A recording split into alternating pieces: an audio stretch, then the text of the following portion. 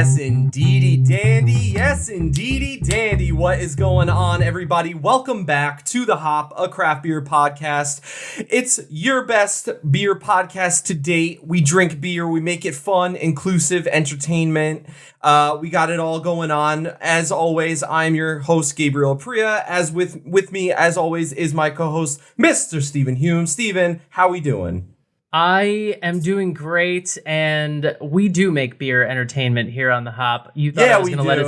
I'm not. Is that what I said? Just leading us in right off the bat. I got excited. What do you want me to do? We got a new brewery. We have 3 beers today, so I'm pumped. I'm ready to go.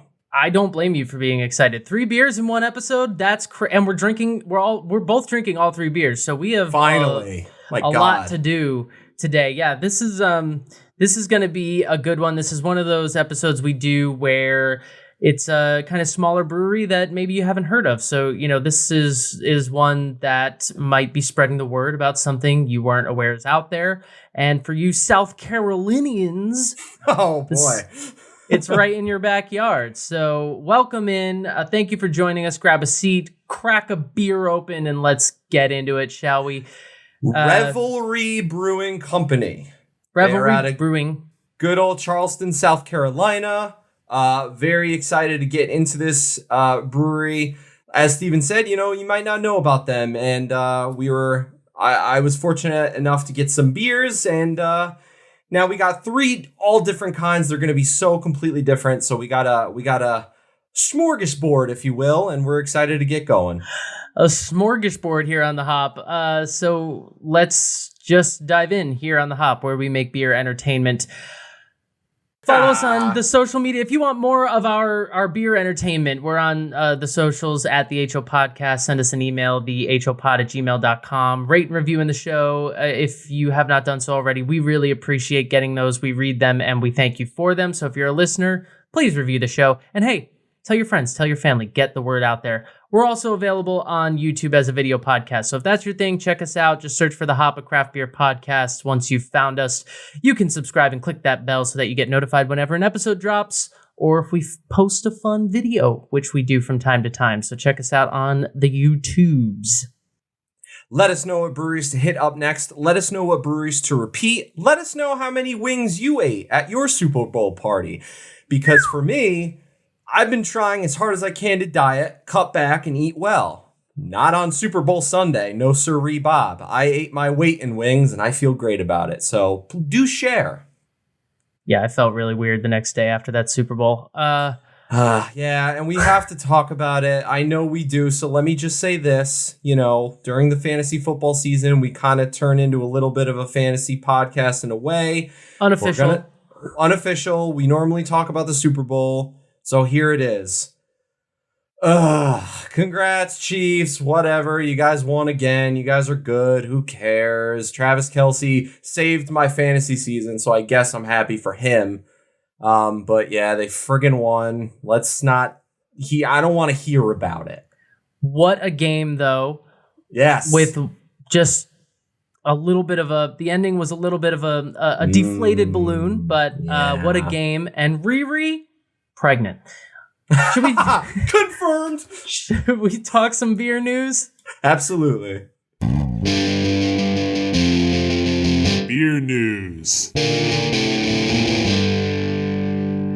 Okay, first up, not beer, but CiderCon 2023 happened earlier this month, and there were some interesting developments there. Mostly that the Bev Alk space is seeing a decline in seltzer. Never a bad thing. No.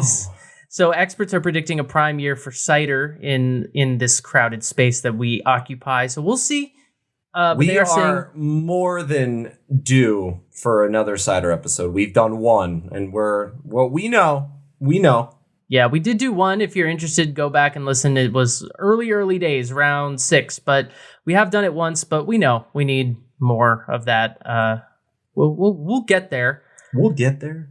Beer sales saw a decrease in January, which is not a surprise due to dry January. But along those lines, Athletic Brewing was featured in a recent Forbes profile and is apparently valued at nearly $500 million, which is a sign that the company is doing well. So, that... Hey, That not out space. I mean, they've really been crushing it. They've really been doing well, and they've got a lot of people backing them, which is excellent. But there's a space for them as well. So good on you, Athletic.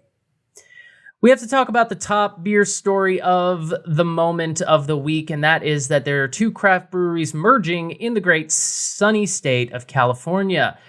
Drake's Brewing is a brewery out of San Leandro, California. They have officially announced what had been rumored for a while. They are acquiring Bear Republic. If you are familiar with the Racer 5 IPA, pretty iconic brand, pretty popular. You see it a lot, definitely in California, but even around the country. Gabe, I'm sure you've seen it at beer stores. Oh, yeah. Yep. Yeah, so the Racer 5 is Bear Republic's beer. They are being acquired by Drake's. The official name of the company is Artisan Brewers LLC. That's the official name of the company as it is on the title, right? But they're taking over Bear Republic. The brand is going to still exist, so the deal basically means that Drake's Brewing is acquiring all of the recipes from Bear Republic, their formulas, their intellectual property, and Drake's will produce the full Bear Republic lineup of beers, including Racer 5 and other brands, still in the pipeline. Basically, their goal is to bring Bear Republic Brewing into new markets and communities. So Bear Republic is still going to exist. They're just being acquired by Drake's. It's kind of a New Belgium Bell's Brewing situation.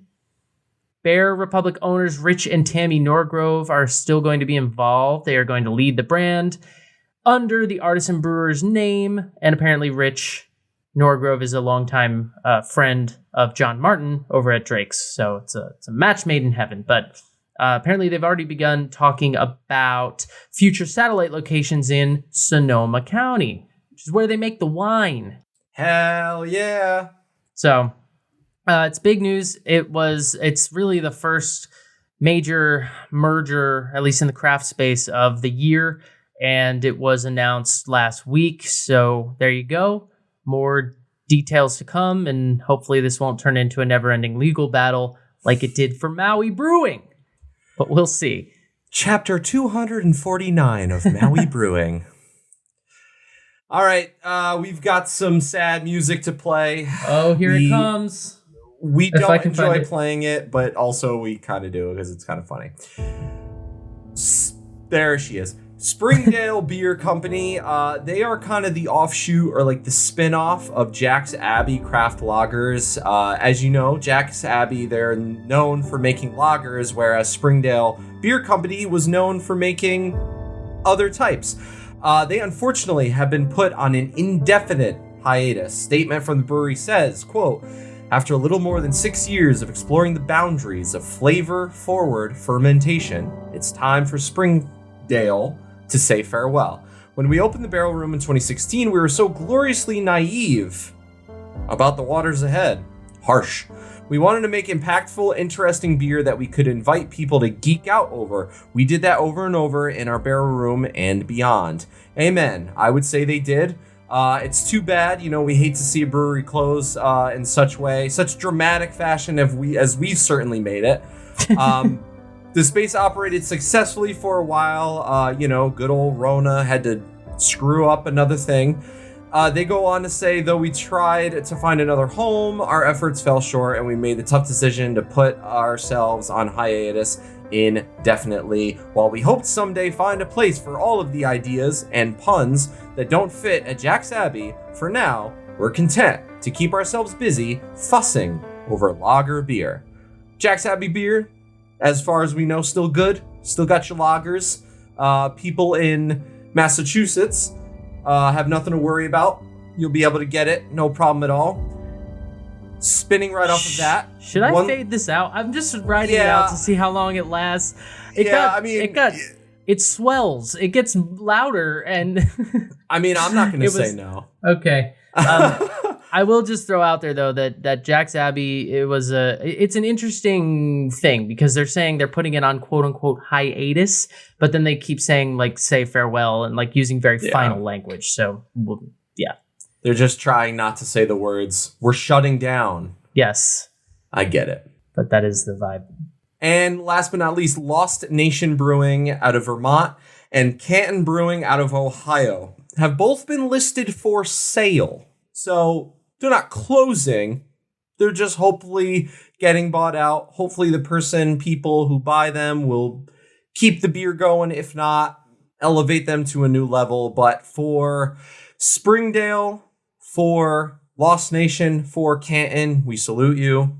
Thank you for your service, and best of luck.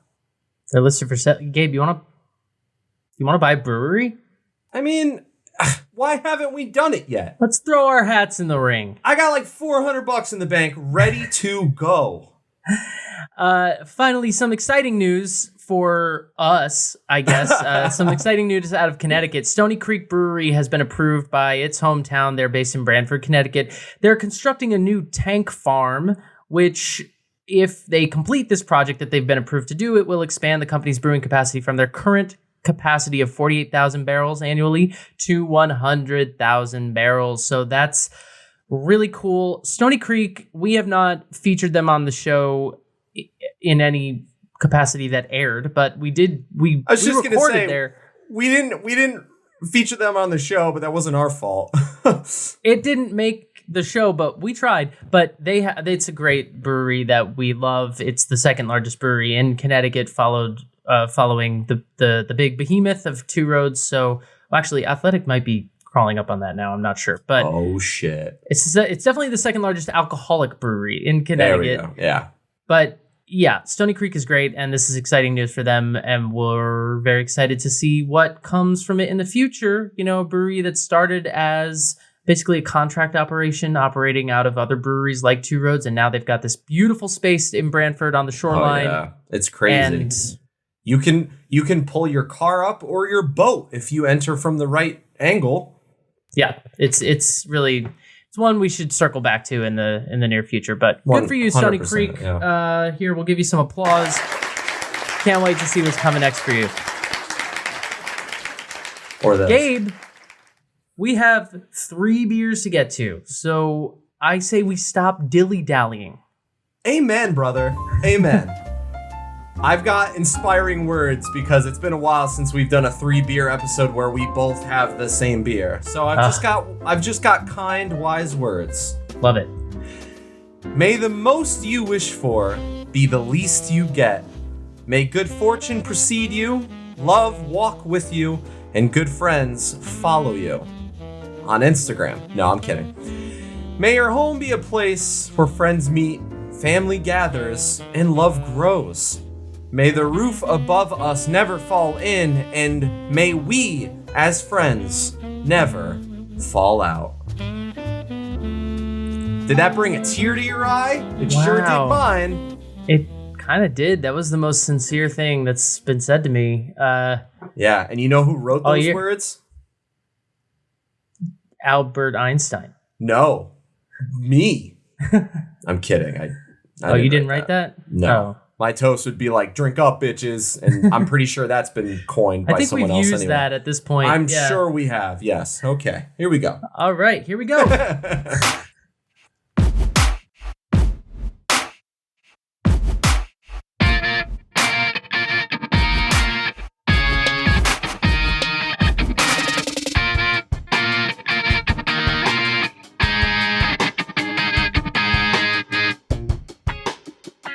Kookasaurus. Let's get kooky. Let's get kooky up in here. We're starting with the Kookasaurus, which is a Kolsch style ale. Let me just say up front, we're going to have a little bit of problems in the can department. God, we did not think about this. This can is seafoam green, and it's going to make a real problem with the green screen situation. So we'll You can kind of see it against my shirt, but like not really. But who cares? It's a Kolsch style ale, and it looks dope, it looks fun, and we're ready to get into it. Kolsch style beers, not something we have on the show all that often. It is a German style. I couldn't tell you the last time we had one. It's pale, it's highly attenuated, it can be hoppy or malty, depends. It generally has a pretty high carbonation level, but it comes out of Germany. It's a great summertime beer. It's a great summer weather beer, or an easy drinker. So that's what we're kicking things off with. 5% ABV. IBUs don't matter. Beer Advocate, it has exactly 1 rating. That's a 4 out of 5, so we don't have a number, but we'll take somebody liked it. And Untapped has it at 3.63. For you YouTubers, here we got it in the glass. We got straw, pale yellow.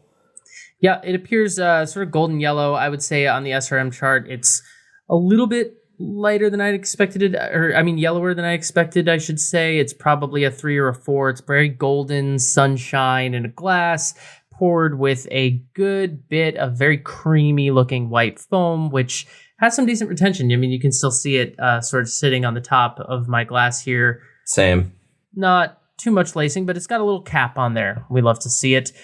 From the Brewery, fermented at ale temperatures and then layered for a short time before packaging, gives the beer a crisp, clean flavor reminiscent of a German Pilsner, but with a touch more fruitiness. Fun. Kookasaurus.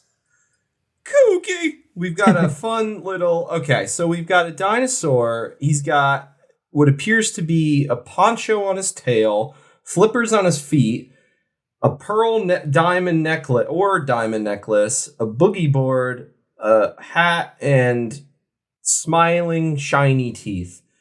I don't know. It sounds like he just wants to party and probably doesn't want to eat you. So where could we go wrong? Yeah, I mean, it's a fun little can that you'll never be able to see. It's a dinosaur wearing flippers. What's kookier than that? Oh, I get it now, because that's very kooky. Because if you saw that in the wild, you'd go, hey, like, what's going on? Hey, that seems kooky to me. I'm just going to see how many times I can say the word kooky. Take a sip every time we say kooky. 10 minutes. The smell is interesting. Maybe it's been a while since we've had really any German style on the show, but I smelled it and I was like, oh, I like this. You know, it's that very German thing. It's that corn. It's honey. It's very malt grain forward. It smells like a Pilsner, honestly. But with a little bit of some, sweet fruitiness, maybe a little citrus behind it, some lemon. It's a little fruitier than a Pilsner would be. And you getting that banana?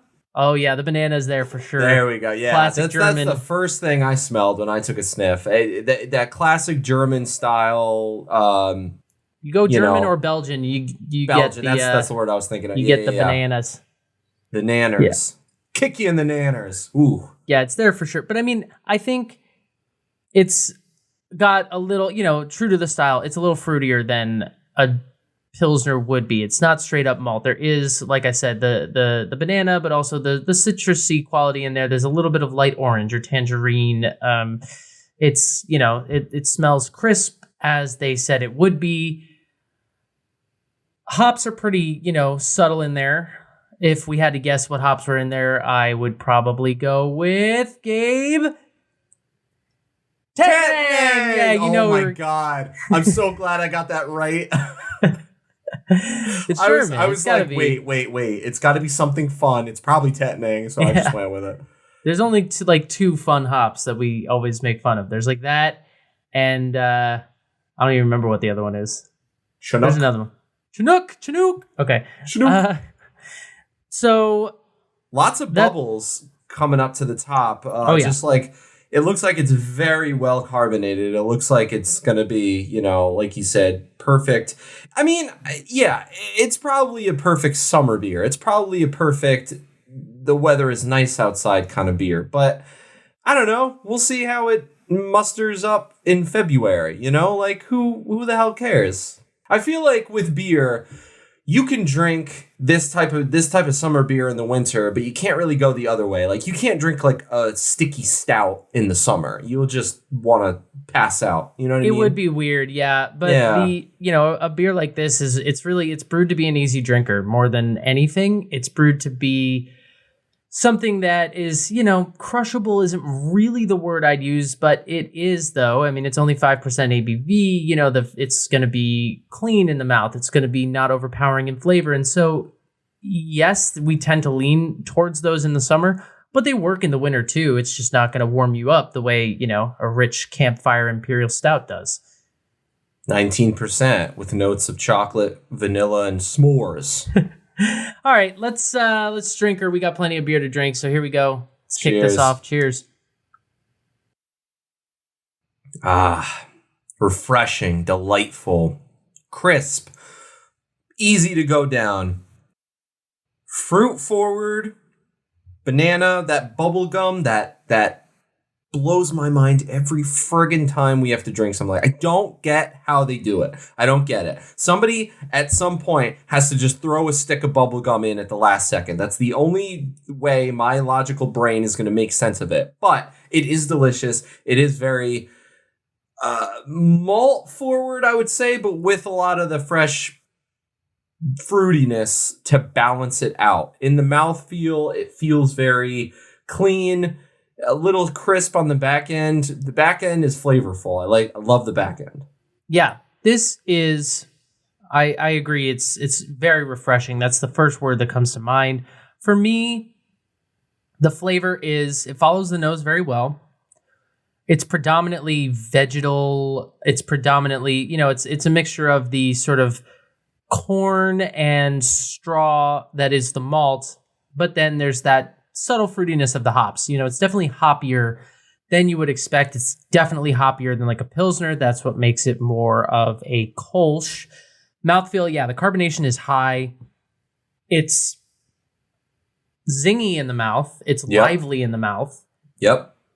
But it's also clean, and it leaves you, refreshed and ready for more. It doesn't dominate what's going on. If I had a 6-pack of this sitting around, like perfect for like a picnic or a, something to just drink easily while I'm watching the game, daytime concert, reading on the roof. I don't know, whatever you're up to. Wow, Steven's got some plans made.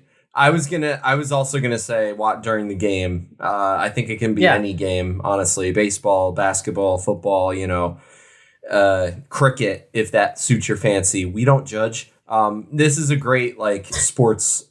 This is a great sports drink. It's a sports beer.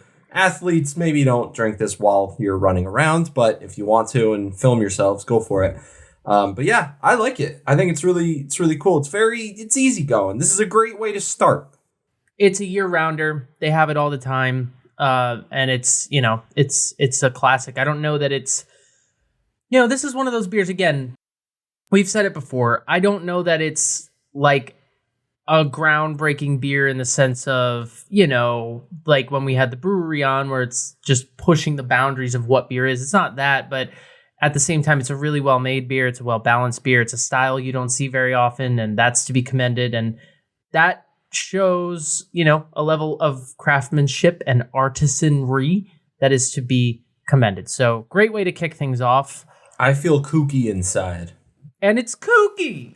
And you get to look at a Kookasaurus while you drink it. A Kookasaurus. Okay. If we have any listeners left, we would like to talk about the brewery now. we would like to apologize. Yeah. Second of all, we'd like to talk about the brewery. Charleston, South Carolina. I think this is our first South Carolina beer. I'm gonna have to vet that while you talk. I'm not sure because I don't remember where Licking Hole is from. That was Virginia. Licking Hole's right? Virginia. Okay, I'll figure this out and get back to you. It might be, and if it is, that's big news. That's exciting stuff. Well, if it is, welcome aboard, guys. They are a small batch brewery. They're located in downtown Charleston. They were officially founded in 2014. We didn't have a tremendous amount of info, to be completely honest. So we kind of just went off of their website.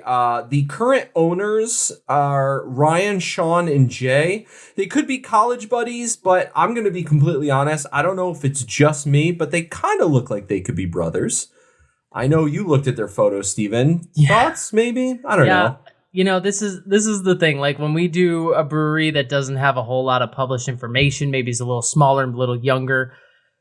We kind of just make shit up. Yeah. No, we drink beer. We have fun. I don't know what to tell you, but yeah, we don't know who these people are. Their pictures are on the website. There's nothing but a first name, and yeah, they could be brothers. They could be college buddies. They could be arch enemies. We don't know. But I will say something.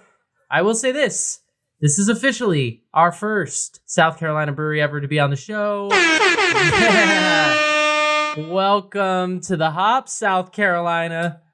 And I just want to say that soundbite is probably going to be played a lot more because if you're on YouTube, you can see behind me, this is in their tap room in their main space. They've got a big, it looks like Zeus, honestly. Zeus is blowing a horn. They've got horns as their like, it's their thing. It's their logo. You can see these taps right here. These are all horns. So if you see a small red horn, Revelry Brewing, Charleston, South Carolina. They have a dope rooftop space. If you are on YouTube, behind me is the bar that you'll be at. There's this lovely couple behind me. We don't know what they're talking about. Looking at something. They're very invested in something that way. This guy's on his phone. But it's a dope rooftop space. We did receive a review from an article in Afar magazine, and this reviewer said, among Charleston's 24 thriving breweries, Revelry may have the best digs. It's located in the peninsula's Nomo neighborhood and sports a spacious, laid-back rooftop deck bar that's perfect for viewing sunset over the holy city skyline. The whole place is adorned with art, including on its can labels by recognized local artist Chris Kemp. More to come. Fortunately, what's inside the cans is equally memorable. So it is, if you look at pictures of the place, it's this like, you know, it kind of looks like a lot of breweries. It's this like factory setting. It's very industrial looking, but inside, you know, you could tell from just behind me, they have this beautiful rooftop space and they have a tap room in there. And it just seems like the place to be in downtown Charleston. So the downstairs area is kind of like the way it was described to me. It's kind of like a garage. So it kind of got that industrial feel. Real quick, shout out to my amazing, beautiful girlfriend who went to Charleston, South Carolina and got us these beers. Spoiler alert, we didn't go. I didn't go. She got me. She said, hey, we're going to this brewery. I'm bringing you back beer. And I was like, this is why you're the best. So she did that, and she described it as like, yeah, it's kind of like a big garage door, industrial type of vibe.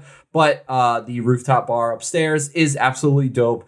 It's not only a tourist attraction, but it is very well known and well visited by the people of Charleston. So, you know, they've got live music here and there. You know, they've got games on. You know, they're doing it right. And so if you're visiting or if you're living there, I mean, you know that Revelry can hang and you know that you'll go there having a good time and can drink good beer so far.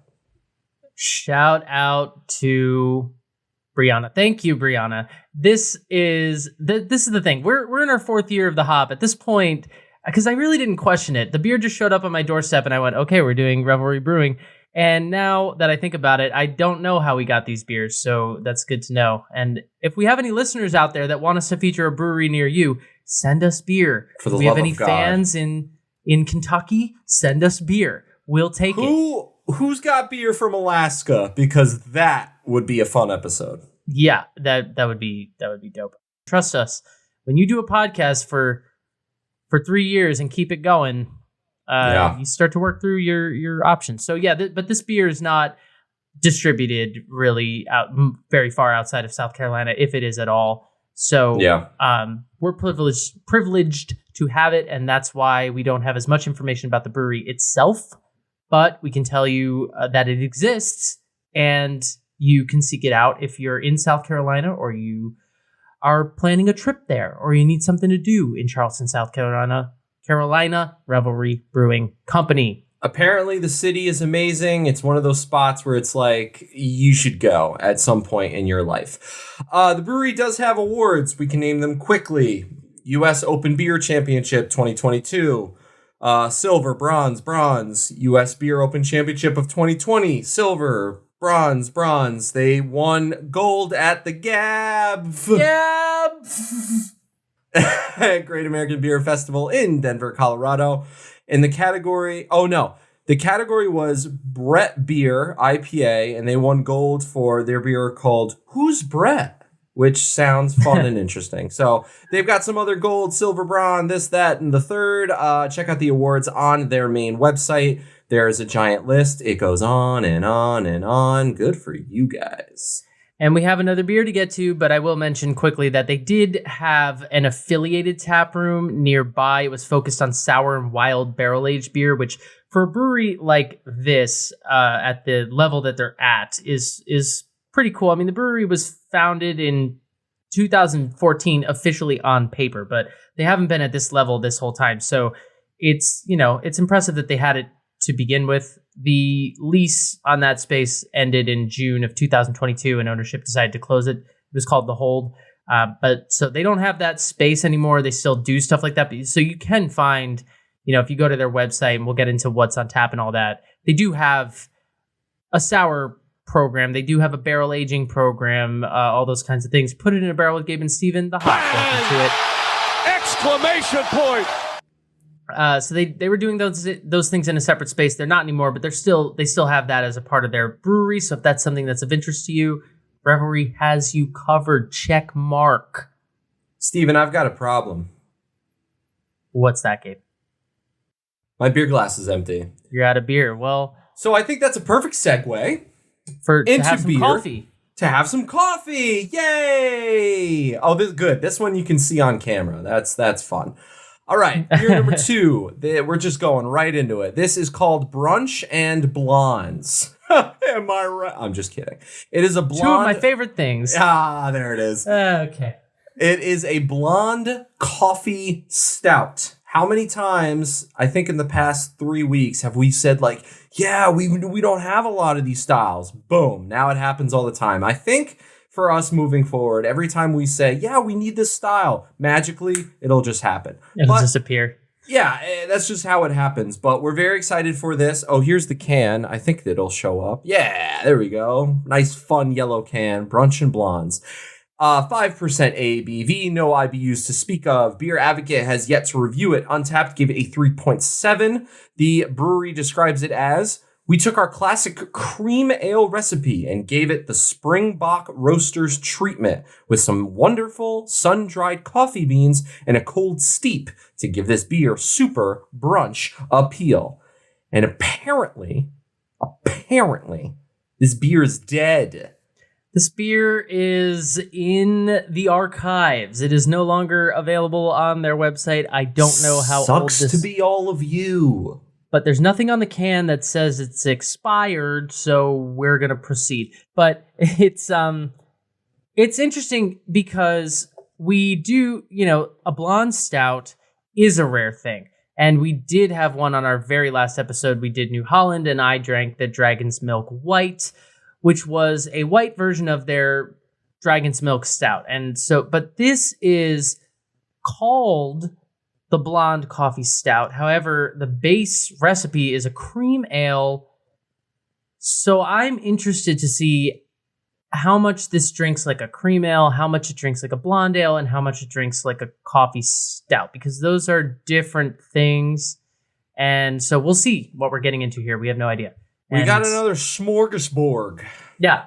And our opinion also doesn't really matter because you can't drink this beer. So just listen and be jealous. But here it is. The SRM chart is like a 5, 6. It's darker than the first one, but not by much. Only slightly. I'd probably put it at a 5. I put the first one at a 4, I think. So I would give it a 5. It's very golden. It's clear, not very hazy at all. It poured with a somewhat creamy head, but that fizzled pretty quickly. There's kind of nothing in the glass. I've got just lacing. like a ring. So, this one, it had a moment when it came out. I think it officially debuted in December of 2021 and had a bit of a life. And now here we are, and it is up to us to review it because the internet didn't do much of that. So we're just going to tell you what we think. I'm going to plunge my nose in here. Here we go. I'm getting a little bit of coffee. I'm getting a lot of hops forward. So that'll be interesting. It is only 5%. But the coffee's coming through. I don't know that I'm smelling a whole lot, to be completely honest. I don't know if you're different over there. I am not. I am very similar. Coffee. It's like coffee, hops. Some caramel. Yeah. Yeah, I get a little bit of hops, and if you really dig into it. A little bit of malt.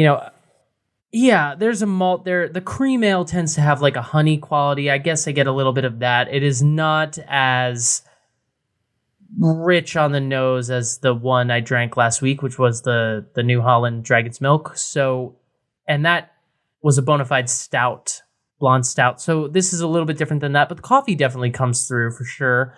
There's some subtle notes, but it's definitely muted on the nose. I mean, yeah, I get a little bit of vanilla, a little bit of caramel. I don't get a whole lot of hops personally. I don't get a lot of like florality. Okay. I don't get a lot of citrus. I don't get it's pretty quiet on the nose, which is not to say anything negative about the beer. It's just the way this style is. And honestly, it's the way that a cream ale tends to be. Yeah, I think I am getting a little bit of that cream ale smell now that I've taken a couple whiffs. I think my nose just like kind of had to get used to it, but let's just dump it down the tubes and see what comes out. Yeah, I was just gonna say, like, it's why are we here? Well, what else to say about it? Let's just drink it. Cheers to blondes and brunch. Wow. Okay. I can say, as the resident blonde stout expert, having done this 2 weeks ago. Oh boy, get him a sash and a tiara. This is not a blonde stout. This is a blonde ale with coffee in it. It does not drink like a stout at all. There's very little chocolate. There's very little roasted quality to it, which even in a blonde stout is still there. This drinks much more like a blonde ale. You got some honey, you got some vegetal straw quality to it. The malt is there. The coffee is definitely there and accentuating things, and I think adds a sweetness and a nice little interesting quality that gives it a spin. You know, I had mentioned on the last one that like it was kind of just the style done well. There was no twists or turns on that. This one is like they took the style and they did add some twists and turns, and it's creative and it's fun and it's good and it's well balanced, and I could see a need for it.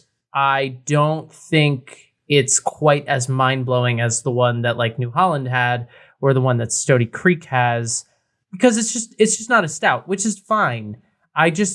All I take issue with is the labeling of it as a blonde coffee stout, because they even say we took our cream ale and we put coffee in it. So it's not a stout. It's never been a stout. So why are we calling it that? You know? I agree. This is not my favorite beer. I don't dislike it, but it's not my favorite beer. I would completely agree with that. I feel like it does it's blonde ale through and through that for me leans toward cream ale. It's not even on cream ale territory, but it leans that way. That florality is coming through. That honey kind of vibe is coming through a little bit of that sweetness. But yeah, I would agree, never been a stout, never going to be a stout, but it's different. It's interesting. How often do you see something like this? How often do you see a brewery take a cream ale and kind of mix it and mash it to make it something else? It's interesting. It's different. I'm here for it. Yeah, I don't dislike it at all. I think, this is where it's just like, we make a concerted effort on this show to not be like, the whole point of the show from the start was that we didn't want to be like the beer nerds. So I hate to be the guy like calling people out on like, well, you said it's a stout, it's not stout. But that's your thing though. You love doing that. It's just like, if you're going to, I just think we have to be careful about words when you're marketing to, beer, anybody with a beer background or whatever, because there are other beers that will compete in that category and that will have you beat simply because they're more what they say they are. Whereas if you said this is a blonde coffee ale, we wouldn't even be having this conversation. Correct. But instead we have to, I have to view it through the lens of what they called it, which is a blonde coffee stout. That said, I like drinking it. I think it's really good. We don't know what's been lost since it was put in the can, because as I mentioned, this is not on their website anymore. So there's full disclosure, I should say this. We got these beers not too long ago, so it's not like it's been sitting around for 8 months. Like we got these pretty recently, so they're from the you can get it at the brewery. You just can't get it online. But it's, We make an effort. We definitely would not have a beer on the show that we knew was like way out of date. So I don't mean to say that either. I just want to say it, I put it out there to be clear, because if I'm going to critique the beer, I should at least mention that like it's probably not brewed, a month ago. Right. But I actually think it's really good. It's just the notes that you get in the mouth are more honey, more blonde. You get some vanilla. It's heavy on the malts, not so heavy on the hop. The coffee is there, but the more I drink it, the more I think the coffee is like a kiss. It's very subtle. It's not a predominant thing. And so I have no choice but to compare it to a drink that, unfortunately, I literally drank last episode. So it's very recent in the New Holland, and it's doesn't deliver coffee stout the same way that one does. But it's good. Yeah, and it's carbonated really, really well. The mouthfeel is I think my favorite part of this beer. It's very, very solid. And you know what they say? Blondes have more fun anyway, so give it up for them. Screw it. Yeah, it's very good. It's just it's a marketing thing. But outside of that, the beer is balanced. The coffee is there. It's a subtle thing, but it adds something. And I think as we said with Derek when we drank some of the beers from the brewery, points for trying too. I mean, there were some of those beers in that box that weren't our faves. And we have to be better about like really pointing that out. Like not every beer we have is a knockout, although we're pretty positive on this show. But not everything we try is like, whoa. Sometimes it's like, not for me. We have to be honest, but I think this beer is good. If you saw it on tap at the brewery and you were someone who is into like blonde ales and stuff like that, definitely give it a go, because there's nothing wrong with it. There's no knocks on it other than the way it's marketed. If you're into blondes, you'll drink. No, I'm kidding. Steven, when's the last time you had brunch? Oh, it's been a very long time since I had brunch. It's a very LA thing to do. You see that on like. Oh yeah. It's but I don't wake up early enough. That's really the key to that whole thing. I feel like for a high quality brunch, it's like you got to get up. I made the mistake. Me and some friends made the mistake of trying to do brunch New Year's Day. We were all hung over as shit at sitting at that table, just looking at each other like, all right, are you, can I have your bacon? Like struggling. I don't wake up early enough, and I also have no shame about that anymore. I'm tired of the world catering to morning people. Yeah. I'm sorry. So you're functional at 6:30 a.m.? Well, I'm functional at 9:30 at night. And why does that make you better than me? Exactly. Because you shut it down at 8:30. No, I'm tired of this. I'm reclaiming the stand for night. This has nothing to do with beer or anything at all. I just want to stand up for night owls and say, I'm no less than you because I don't want to be at the gym at 6:30 a.m. I'm sorry. If anything, it proves we're stronger because, when we're watching a movie late at night, you can't hang falling asleep. Exactly. We've gotten off topic, but you hit a nerve. Sorry. I didn't mean to. You know how I do. We have one more beer to drink before we get into Carrots and Crabs. All I did was ask you if you had brunch. I got very defensive about that. Woo. No, I haven't. But speaking of LA, let's go to our West Coast IPA, shall we? Amen, brother. I'm going to do something that we rarely do on the hop. I'm going to pour the beer live on camera. Show us how it's done. Go on YouTube and watch me pour this beer while Gabe talks to you and I do it. But it's, tell the people what we're drinking. Don't screw it up. It is the Lefty Loosey. It is a West Coast IPA. For those of you on YouTube, gander at the magnificence I've been drinking. The amazement that is this beer. I shouldn't be allowed to talk, ever.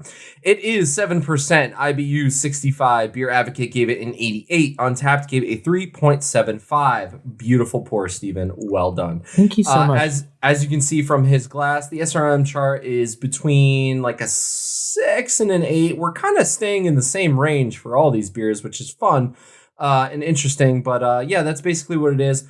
Pretty light yellow-ish. That's just how it goes. The note from the brewery says, it is brewed in the Left Coast tradition. This IPA is dry and bitter, front end loaded with those old school hop varieties that helped define the style. Hang loose with this bitter, quenching can of sunshine. And before we even drink it, based off of the description, again, how many times can we say the word kook and play that drop in this episode? Kooky! For those of you still playing the game, take another sip. We are not grazing past the description of this can without dealing with the fact that they called it the left coast. Let's call it the west coast. I kind of blew right by that. I didn't know if we'd be talking about that, but let's get into it. We're talking about it. Who's left? It's weird. Are you looking at the United States or are you standing in the United States? Is it stage left? No, it's left if you're if you're looking at it. That's a weird way to put that. Is it stage left? Oh God. Even the actors listening to this went, "Oh no." Well, it's called Lefty Loosey, so maybe I don't like that left and right for coasts. It's east and west. Some jabroni, I don't know who it is, made a compass for a reason. That's all I'm going to say. But we've got a West Coast IPA. Steven loves a West Coast IPA, so we're going to judge it through that lens. And right off the bat, the IBUs are at 65, the ABV is at 7%.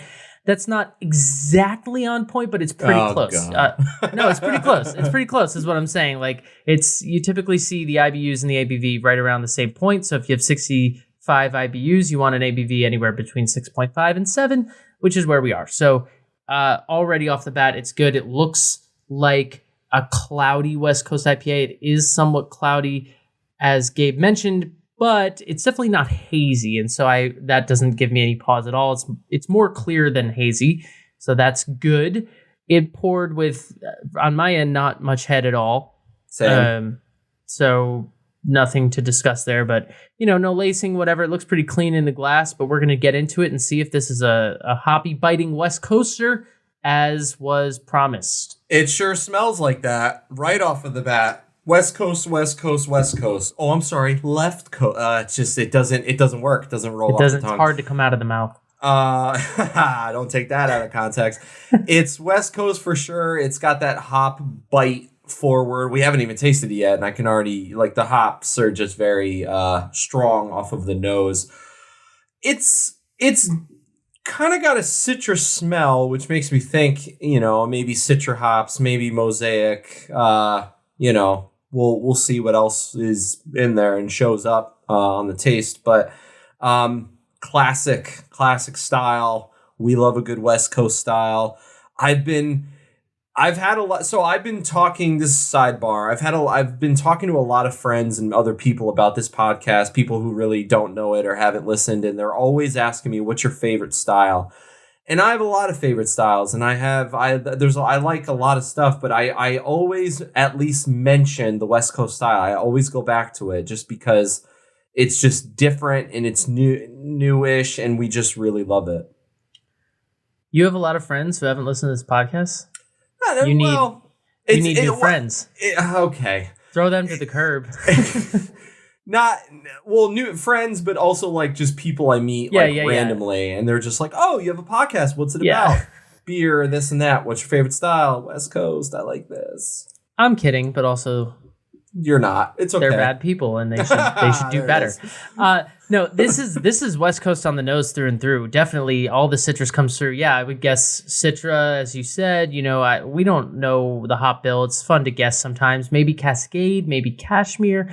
There's different ones that I would pinpoint this, but it's very hoppy. And when we say that, I don't mean all citrus. I mean, it's definitely tropical. It's got your guava. It's got your grapefruit. It's got your maybe a little pineapple, but definitely mango, orange. It's got that level of citrus to it, but it's also resinous. And that is the key to the West Coast style to me. There is a good bit of resinous, piney quality to this that I love and that I miss. It's very earthy, and it's great. The hops dominate the nose for sure. You're not getting a lot of malt or anything else, really. It's a hop-forward, straightforward West Coast IPA, and we need to drink it before we run out of time on these people. So we're going to do that now. To the left, to the left. Cheers. Everything you own in the box to the left.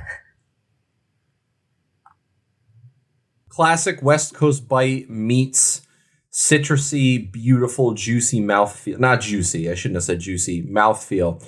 It's very delicious. It's very straightforward. It is a fun West Coast style. There are West Coast styles that we have had that I'm like, wow, it's more bitter than flavorful. And I feel like this is flavor and then bitterness. Yeah, it does what it's supposed to do. It's bright and vibrant in the mouth. It's sweet malts and also the citrus. You get some pithy like orange rind, but you also get a lot of that's the best word for it. It's juicy citrusness, but the beer itself is not exclusively juicy. It has a bite. It is hoppy. If you don't like hoppy and you're only into New England IPAs or what a lot of my friends call hazies, you won't like this very much. It's going to be a little bit bitter for you. I mean, but if you're an old school IPA head, you will like this. A little fruity. I mean, it kind of rides the line, to be honest. Like, it's definitely a little fruitier than your Dogfish 60, you know? Yeah, that's what I'm saying though. Like the flavor is like really there. Like it like kind of packs a punch in a way, which is interesting because like I said, with West Coast style, I feel like it's always, okay, it's bitter and now it's flavorful. And now I get this, that, and the third. Whereas this one's a little bit opposite. It's like, oh, look at all these flavors. Oh, and also it's bitterness, complexity. Yeah, I mean, the mouthfeel, medium-bodied, solid, medium carbonation. It's a little bit dry, but it's also, like you said, very rich, very flavorful. Got the bite. It's not an intense bite, but it is there. Yeah, I do think it's a West Coaster, because we're very critical of that when a beer claims to be a West Coast and it's not. This is a West Coaster, but I do think it's a bit of a hybrid just because it's got a lot of juicy citrus quality to it. And I wonder if that's just, that's just a sign of the times. It's like back in 2010 when they weren't making those beers as much, there wasn't this level of like hop complexity that we have now. So it's just some of the hops that we use are just so citrusy that's just part of the game. It's not that they're trying to make a hazy or make a juicy beer. It just is. It's what comes with the hops that are available now because hop farming and that stuff has gotten so creative and innovative and diverse. Right. That it's really, really good. Like you said, it's really well balanced. I'm a big fan.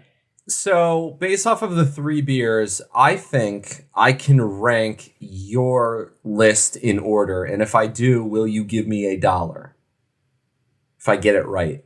I'm going to rank your list too. Great. And you give me $1. And then if I'm wrong, I'll have to, you know what I'm saying? That'll cancel it out if I get you right. Okay. Well, I'm going to go first. Your list in order. 1, Lefty. 2, Kooky. 3, Blondie. He's going to disagree just to prove me wrong. I'm right, tough. aren't I? It's tough because I think I would put the coffee one. No, you're probably right. I'll give it to you. I'll give it to you only because of the description of the beer, but I'll give it to you. All right. I think yours is going to be Kooky, then Lefty, then Blondie.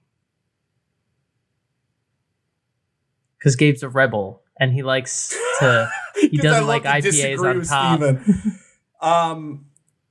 Yeah, I'll give you that. Yeah. Yes. That's not wrong either. Let's go. Yeah. Okay, we definitely have to move on. So it's time for Bob Ross to give his rankings on the beer.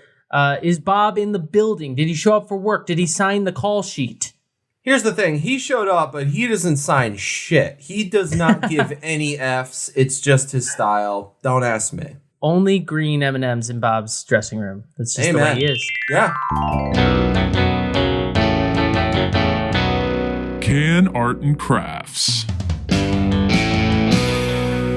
Can Art and Crafts is going to be a fun one because the first one you can't see, but I'm going to describe it. We've got just a we're going to call it Green Screen Green. Oh, there you go. You kind of see it on Steven's screen. There we go. But we have a fun little dinosaur, and he's running around, and it looks like he's running to a beach or an arcade or his grandparents. I don't know where he's running to, but he's running. The Blondie. We've got just classic yellow and white. I would hope so. Blonde means yellow, right? Anyway, Brunch and Blondes. This looks to be, I'm just noticing this. This is a little coffee pot. That's delightful. Looks like there's some steam coming out, some fun logos on the side, and that horn. It's like we have like 8 in the episode. Yeah, we do. I told you it was going to be happening. Look at that little horn. It's right there. Another classic one. And then the Lefty Loosey. Looks like a fun little buggy car with the license plate that says IPA on it. That's amazing. Surfboards on top, yellow background, fun-loving beach. That makes sense because apparently Steven can attest to this. In California, there's like a lot of beaches or whatever. I don't really get it, but it's like a thing that happens. All of the beer cans together are very unique and fun. I think I'm going to do it. I think I'm going to put them in the club, and I think Bob Ross is going to help me put them in the club. Don't do it again. Oh, God. I don't care, man. I told you it was going to happen. Bob Ross agrees. I mean, these cans are just fun. They're so different. They're lively. They're entertaining. And we have to give credit to Chris Kemp. He is the artist behind the artwork. It's on the can. Chris, thank you very much. You are an artist, and you have made our 10 out of 10 club. Bob Ross is here. He showed up for work. Like I said, he didn't sign in. He doesn't have to. He's the type of guy that when he walks in, he says hi to the security guard. He's like, hey, Johnny. He does a little like handshake, and then he gets in the building. And that is another great edition of Canned Arts and Crafts.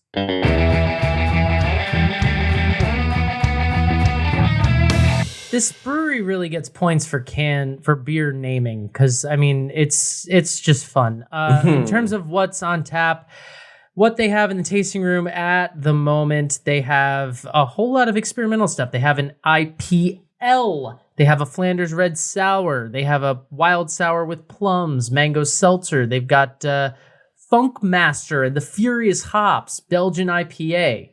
They have a pastry stout with cashews. There's like a whole long list of stuff. And then the whole other list of things available on the rooftop. And they have what's available in draft, in cans, and in bottles. Plenty to choose from, including a Jackson with apricot, which is a fader blonde ale. Aged blonde ale. Like that. We need a soundbite of that stat. Holy God. We just do it all the time.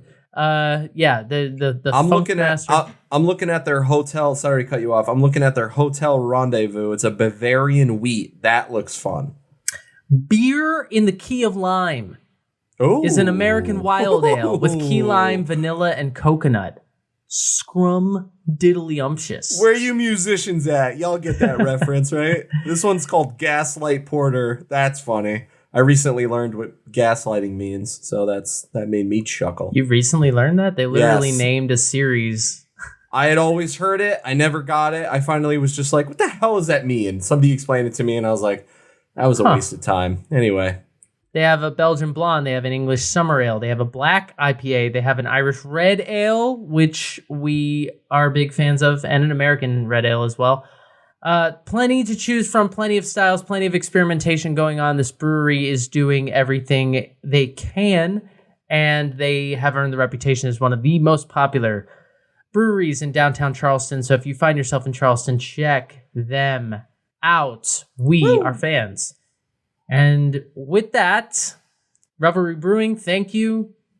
But we got to go.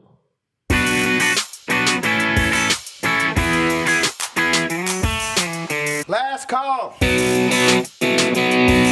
So, Easter isn't far away. It's not here yet, but it's not far away. And some people, like myself, like to plan ahead. Like this gentleman who decided to steal 200,000 Cadbury cream eggs. Spoiler alert, he got caught and he's serving time. They're calling him the extravagant thief. theft, the extravagant theft.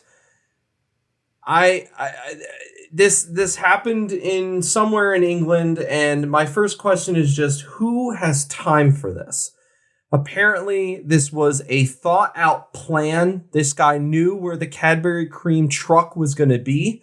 He tried to steal 200,000 eggs, which is worth about 40,000 pounds, or for you Americans, $64,400. That's a lot of dollars. Apparently the guy had taken a tractor unit and there was planning involved. This wasn't like spur of the moment. He's Danny Ocean, and he planned a heist of Cadbury cream eggs. This story, apropos of nothing, has put me in a really weird position because I have to decide, what did he steal exactly, Gabe? He stole Cadbury 200,000 Cadbury cream eggs, the little chocolate things with the goodness inside that you eat on Easter or near Easter candy. I have long had a lot of fun needling Gabe about the way he says the word egg, and oh my god, this has put me in a weird position because now I'm I have to decide whether to bring it up on the podcast or not. But I did. I say it like an Italian. Egg. I didn't choose the story. You did. You losers. At least not how people say it. It's just funny because for the first couple years that I knew you, whenever I pointed this out, you were in denial. So the fact that you've now accepted that you say egg is progress in my mind. It's okay. You can say it however you want. We don't kink shame here on the hop. We don't kink shame here on the hop, and we shouldn't. And if your kink is saying egg, that's fine. I must have been born in Canada because I say LEG. I say leg too. You do? How do you say my leg? No, I do. I guess I do leg, but egg is egg. How do you say oh boy. PEG. How do you say that? That's peg. That's not. That's peg. It's not that's a peg. No. That's something completely. Look, this is a podcast. That would be a stretch. That I would want to be called out on for that. Y'all heard it. Just roll the tape back 2 minutes. He said it before I ever brought this up, and it happened. Anyway, back to the story. But I just wanted to throw that out. A man tried to steal Easter candy in a large quantity because reason here. He was bored. Did we get a motive? That's the real question. It's what? I mean, is he just the cops throwing? Pulled him over and they just went, bro, why? Why? I don't know. It's I'm throwing a great egg themed event and I need a lot of these and I couldn't afford them. I don't know. Maybe he thought he could sell them on the black market because people would be like, hey man, you got the good. It's yeah, man.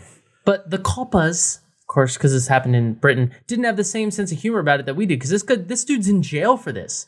Jail. Which is not I mean, people in there are going to ask him what he's in for. And there's going to be I'm in here for murder. I'm in here for embezzlement. And this guy's I tried to take some eggs. You ever hear of Cadbury cream? Yeah. You ever hear of Cadbury, mate? Yeah, got the cream. I want the cream. That's not a good thing to say in prison. You don't want to say that. Oh, don't take that out of context. Oh boy, we're off one. This is what 3 beers does to us, guys, and they're not even that strong. But yeah, this guy's serving time because he wanted the cream. Because he wanted the cream. All he wanted was the cream. He just wanted the cream. So he wanted a truck full of cream that he was willing to steal for it. And he got caught with cream all over his hands. Oh, God. He got caught cream-handed. All right. Oh, boy. Wow. We're going to go. Kooky. Kooky. It's been a kooky episode of The Hop. Yay! Revelry Brewing Company, thank you for joining us. Thank you for spending the last hour with us. We hope you had fun. We certainly did. And Wow. Enjoy the rest of your February. We'll be back in 2 weeks. I think it'll be March the next time we speak with you people. It will be March. Happy almost leprechauns. Hey. I mean, what am I going to leave this out? They're magically delicious. It's coming. It's coming. All right. Stay creamy, people. We'll see you Oh, in 2 weeks. Don't get caught with the cream.